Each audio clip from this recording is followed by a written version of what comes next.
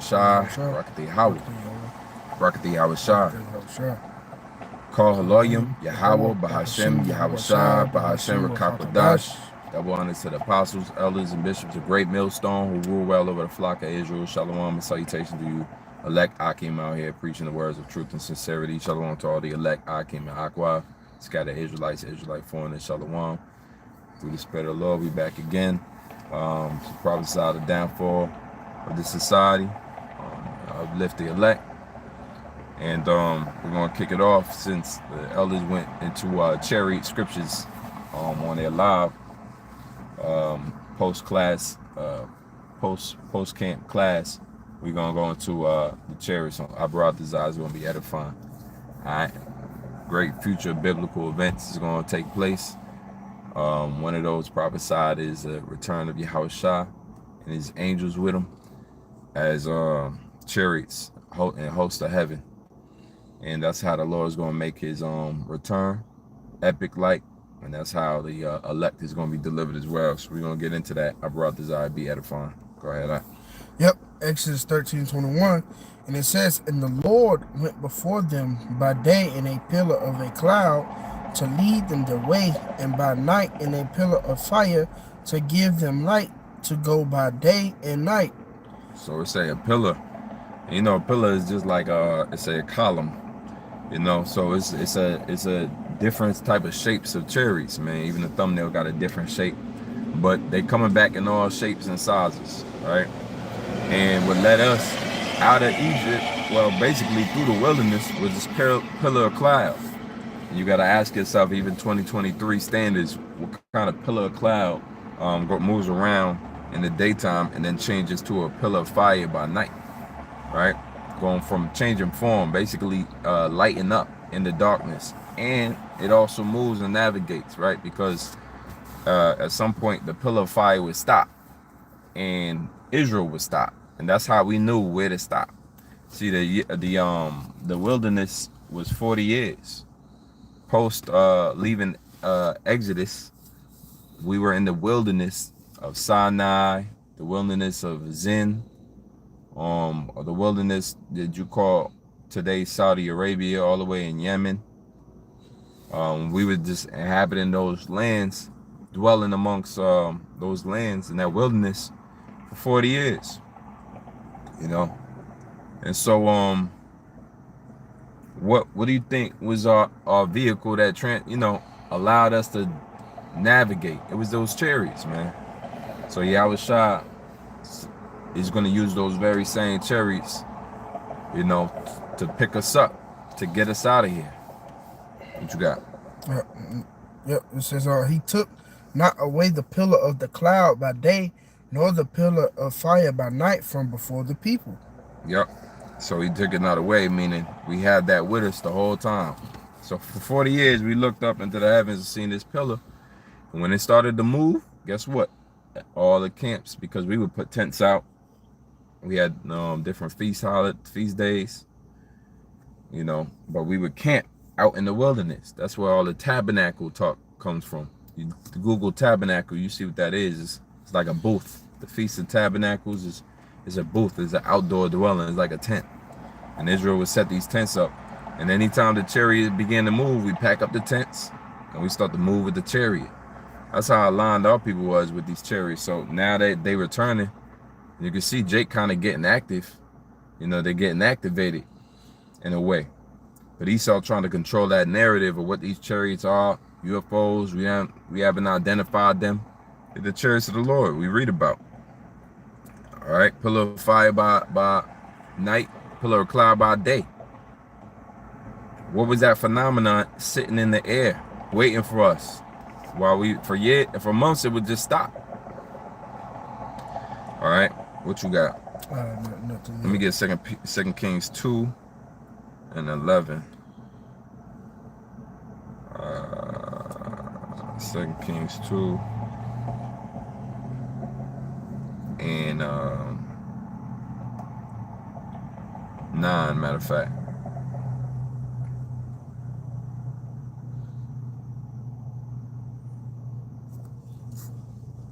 Yeah, it's our main job not to be dismayed at the chariots. You know, when they start descending, you know, that's a vehicle of salvation. It's also a vehicle of destruction. Because you know about that beam that comes out of those chariots. Highly concentrated fire. Go ahead. Yep, this Psalm 68 and 17, it says, the chariots of Yahweh Bashem Yahushua are 20,000, even thousands of angels. The Lord is among them as in Sinai in the holy place. What's that? Psalm 68. Go ahead, read it again. Yep, it says the chariots of Yahweh Bashem Yahushua are 20,000, even thousands of angels. It says the Lord is among them as in Sinai in the holy place. Yep, and I'll read verse 13. 20,000, even thousands of angels, man. The Lord is among them, as in Sinai, in the holy place. All right. It says, though ye have a lion among the pots, yet shall ye be as the wings of a dove. You shall be as the wings of a dove. Go ahead. Covered with silver, and her feathers with yellow gold. When the Almighty scattered kings in it, it was white as That's it. Okay, cool. You know, so it's going into how the Lord gonna rehabilitate us. Now, 2 Kings 2:11. Okay. Because, but the wings is a dove. All right, that's referring to these chariots, man. All right, hovering through the clouds, defying gravity. All right, they also could beam up. They also deliver. Go ahead, 2:9. Matter of fact. Okay, good. It says 2 Kings 2:9. It says, and it came to pass when they were going over that Elijah said unto Elisha, it's like the water. Elisha asked what I shall do for thee before I be taken away from thee. And Elisha said, pray thee, let a double portion of thy spirit be upon me. Yep. And think about it. Portion goes back to what you eat, right? A portion of food, meat. So, you know, this word is like a roll you got to eat. This word is like a meal. Go ahead. But he asking for a double portion, meaning, you know, as much of your spirit. Go ahead. And he said, thou hast asked a hard thing. Nevertheless, if thou see me when I am taken from thee, it shall be so unto thee. But if not, it shall not be so. He said, if you see me when I'm taken from you, then you'll get that double portion. If not, you won't get it. Go ahead. And it came to pass, as they still went on and talked, that behold, there appeared a chariot of fire and horses of fire. Well, that's that same chariot of fire that we knew about from Exodus. A fire burning in the night. All right, allowing us to see. If we had to move at night, now we can move at night because it's lit up. And these chariots light up bright, man. You see them? Sometimes it'd be a flock of chariots. Sometimes it's just 2 or 3. Sometimes it's just one, like an orb. All right. Some of the pilots is starting to confess now. NASA's starting to come out. All right. But they still trying to deny some of the video footage that leaked out, showing you that chariots, some of the chariots is bigger than the sun, man. It's bigger than the earth. Bigger than some of the planets in the solar system. Right? The fathership. But a chariot, you look the word up, it's a vehicle. Just by definition, it's a vehicle. Right? But we know that the vehicle that it's talking about is not the one that you use horses with, even though it got horsemen on it. It's not the one that you use horses with. This one's the one that fly in the air. That's why chariots with wings and right. So go on. Yep. And it says, and parted them both asunder, and Elijah went up by a whirlwind into heaven. So he went up by a whirlwind. And that whirlwind is something that, you know, a wind when wind or a storm or a hurricane comes around, as you can see it on the top view.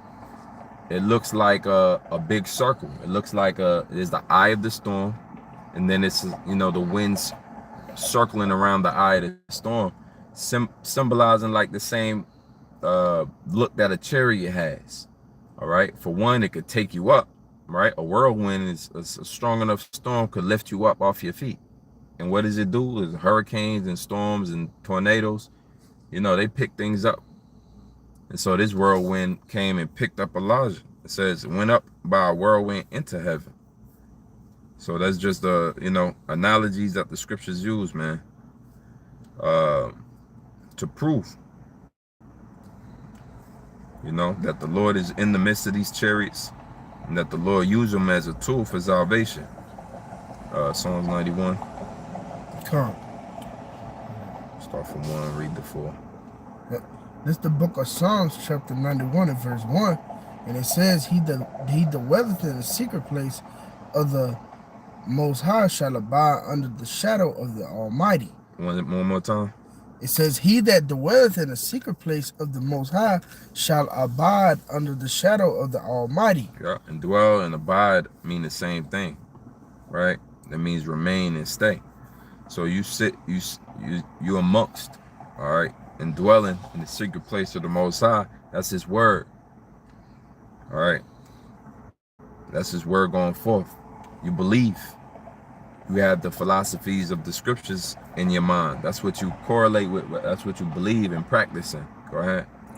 It says, I will say of the Lord. And it said, they shall dwell, abide under the shadow of the Almighty. All right. That's the protection of the Almighty, man. A shadow or shade in heat, a shade in complete light is protection. The Lord saying, I'm basically going to protect you for having my word in your mind, right? For being renewed, for believing on me. I'm going to protect you. Go on. Yeah, it says, I will say of the Lord, He is my refuge and my fortress, my power, in Him will I trust. Surely He shall deliver thee from the snare of the fowler and from the noisome pestilence. Well, that's talking about nuclear war. Noisome pestilence, right? It says, He shall cover thee. And the fowler means somebody who lays traps and lays snares. That's Esau. And so we in a situation that the Lord brought us to, in which we got to strive for the election, right? We got to fight against personal demons, fight against trying to make, trying to take it into our own hands, so to speak. We got to be patient, wait upon the Lord, remember His sayings, remember His desires, and remember the Lord's will, and just carry out the duties and the obligations of a believer, all the while being trapped and being ensnared in Esau's little tricks, schemes, and plots. Go ahead. He shall cover thee with His feathers, and under His wings shall thou trust. His truth shall be thy shield and buckler. Cover thee with thy feathers, and under thy wings shalt thou trust. Sometimes you see a depiction, they used to have it on the old KJV Bible, of a goose covering her little babies with her wings. That would depict that scripture right there. Well, the wings of the Lord are those ships, right? And that's how the Lord is going and sees fit to come back and deliver us, right? And if you read down, it tells you where He's going to deliver us from, verse 5. Yeah. Okay. This is the book of Psalms, chapter 91 and verse 5. It says, Thou shalt not be afraid for the terror by night, nor for the arrow that flieth by day. Yep, terror by night, right? During that nuclear holocaust period that's coming upon the earth, these chariots are going to be the last deliverance vehicle ticket out of America, right? The last. Isaiah 13:10 says, For the stars of heaven and the constellations thereof shall not give their light. The sun shall be darkened in his going forth, and the moon shall not cause her light to shine. This is the beginning of the punishment that the Lord has when He sends the wasters to destroy this land. And there's going to be a blackout. There's going to be clouds to black this place out. Then with some thermonuclear mushroom clouds. And you're going to Joel 2:31. The sun shall be darkened turned into darkness, and the moon into blood before the great and terrible day of the Lord. Right? So going back to Psalms 91. Yep. Verse 6, it says, Nor for the pestilence that walketh in darkness, nor for the destruction that wasteth at noonday. Destruction at noonday, pestilence at darkness is all alluding to these thermonuclear missiles that's going to detonate here over America. It's going to be a nice, quick destruction. A melting pot is going to literally be that on fire. Second Ezra 13:52. It says, and he said unto me, like as thou canst neither seek out nor see the things that are in the deep of the sea, even so can no man see upon earth see my son, nor those or those that be with him, but in the daytime. But in the daytime, right? So the pestilence by night, I believe it says, nor the arrow that flieth by day. When the Lord arrives and all that war is breaking out, these missiles are gonna be flying around, man, to their location, getting ready to detonate. All right, so that's it on that. Psalms 104 and 3. Going down the list. This is the book of Psalms, chapter 104 and verse 3. And it says, who layeth the beams of his chambers in the waters, who maketh the clouds his chariots, who walketh upon the wings of the wind. That's it. That's it. The Most High is dwelling all in the heavens, man. So anytime you look out there, you're looking into the realm of the heavens. You're liable to see one of the vehicles in the chariots of the Lord up there, whizzing about. All right. Let's get Isaiah 19 and 1, and then Isaiah 26 1 2. Yep. Isaiah 19 and 1, it says, the burden of Egypt, behold, the Lord rideth upon a swift cloud. The Lord rideth upon a swift cloud. You look that word swift up, it says swift, light, fleet. Right? So that word fleet comes from being quick. It says rapid. So one thing about they coming out and saying about these chariots is that they defying gravity. They're spinning around. They're stopping in midair, hovering, and they're disappearing, reappearing. They're shape-shifting. Small, large sizes come in this form of an orb or the typical UFO look, the saucer. Just like a cloud. Clouds takes different shapes. So do these chariots. Again. Yep, it says, the burden of Egypt, behold, the Lord rideth upon a swift cloud, and shall come into Egypt, and the idols of Egypt shall be moved at his presence, and the heart of Egypt shall melt in the midst of it. Yep. So there it is, man. The convenience of having a higher power that can deliver you by way of ships. Really, that solves all of the anxiety that you might have had. Well, what are you gonna do about World War III? You're gonna do nothing. You're gonna be still. What are you gonna do about Judgment Day? You're gonna be still. The Lord's gonna send his chariots. It's 26 and 20. Yep, this is the book of Isaiah, chapter 26 and verse 20. And it says, come, my people, enter thou in thy chambers, and shut thy doors about thee. Hide thyself as it were for a little moment. A chamber, an innermost room, or parlor, a suit that says a room. Okay, a chamber. Right? And it has to be enclosed. One thing about these chariots, they're vehicles, so they got people riding in them. And a lot of times, they acknowledge that the chariots are real. Now Esau will come out and say the chariots are real, but then he'll say that one crash landed and we found the body. We have a body now of a alien, and it doesn't look human-like. All right, you going with that, but that's where they'll try to play you. That's where they'll try to manipulate you, put you back in a fear mode. Little green men, tall green men. Something that looked like Slender Man or the dude from Total Recall, the first one, or something from the movie Alien. Listen, man, these are angels in these chariots, and Esau will never come out with that report. You see, that's why it takes the Lord to wake you up and to put that spirit on you to believe in these things. You got to actually believe, just like you believe in thermonuclear fire and how to chaos and anarchy is gonna go on the streets. You also got to believe in those vehicles that they're gonna be able to deliver you in that day. right? Go ahead again. Yep, it says again, come my people into the chambers, and shut thy doors about thee. So them chambers take you up inside the chambers, just like Elijah is taken up into the chambers. Yahweh taken up in the chambers. Enoch. You also, the elect is also going to witness that, be partakers of that. And this go hand in hand with swing low, sweet chariot. Come to deliver me and take me home. Well, I was, our ancestors was that sold and believed on the idea that that's how the Lord delivers you. Showing you that they knew the scriptures much better than the average Christian today. They would never reference the chambers as the vehicles of the Lord coming from on high, coming down to swing low and deliver you and come and take you out of Egypt or spiritual Babylon. They never acknowledged that in the Christian church. But your ancestors was singing that song as slaves, man. So who needs a revival now, man? It sounds like the people who's caught up in church.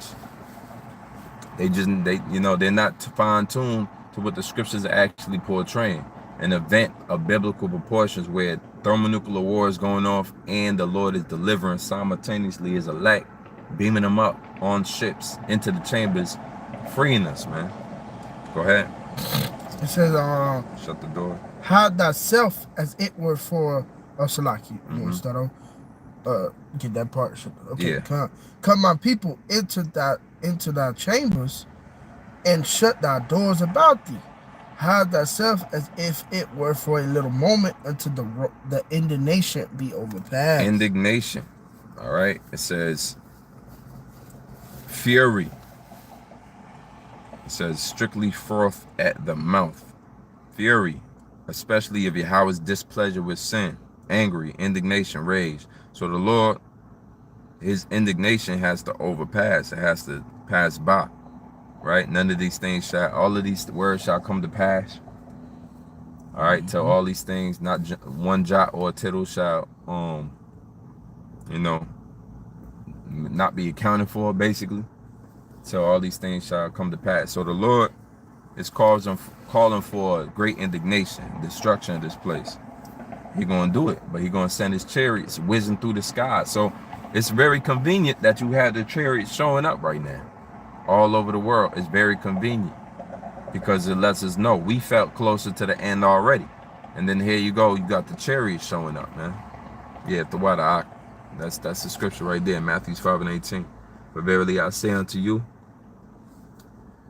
Oh, yeah, just grab it real quick. Yep, Matthew 5:18. And it says, for verily I say unto you, to heaven and earth pass, one jot or one tittle shall in no wise pass from the law to all be fulfilled. Yeah, all be fulfilled. That goes with the indignation that needs to be overpassed. So hearken unto these words now.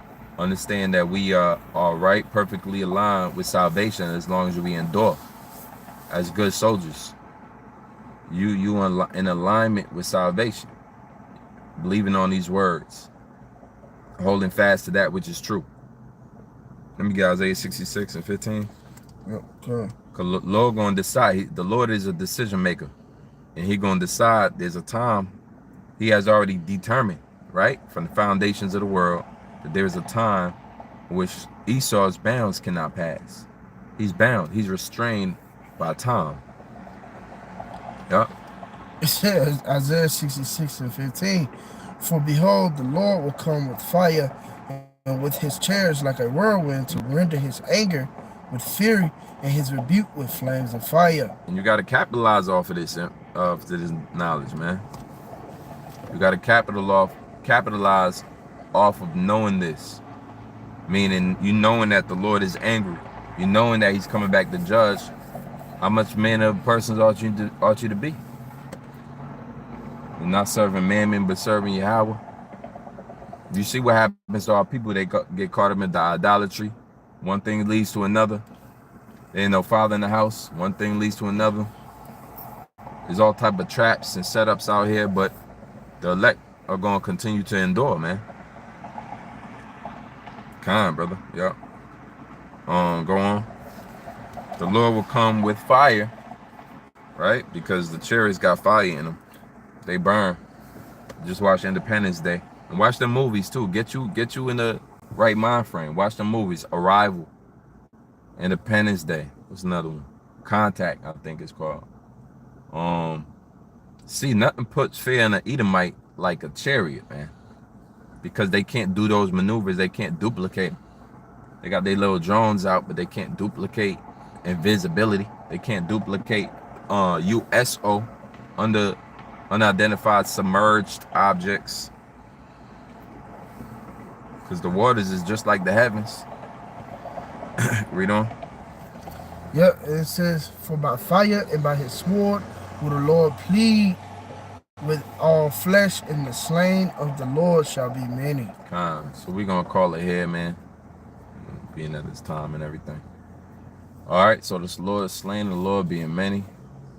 All right, the Lord is gonna use his chariots, man, to do great works of deliverance and salvation and destruction. Lord willing, this video was edifying. Till next time, we want to say, call Haloyim, Yahweh, Bahashem, Yahweh Shai, Bahashem, Rakakwadash. Double honors to the apostles, elders, and bishops of Great Millstone. Till next time, Shalom, DTA, Abba, soon. Shalom.